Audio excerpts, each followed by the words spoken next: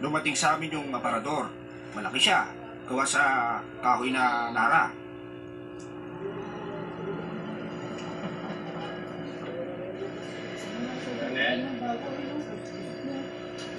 Ako po si Carlos C. Jr., 41 years old, taga San Mateo, Rizal. Trabaho ko po, isa akong theater stage actor and TV drama, TV commercial po.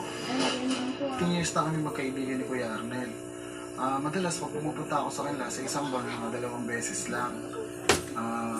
Kasi pag mayroon lang kami mga racket sa events, kasi nagpo-photographer din ako, tsaka videographer. Minsan napansin ko meron silang bagong aparador. Yun nga po yung nakita ko yung aparador, napawawa ko. Kasi classic na classic siya, maganda siya.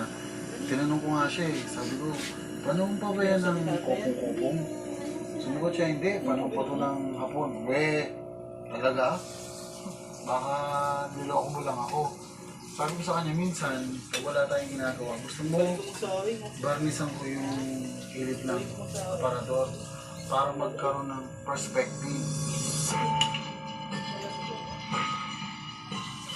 Mula nung dumating yung aparador sa amin, may mga biyayang natatanggap kami. Nandiyan yung hindi ako nawawala ng trabaho. Nagkakaroon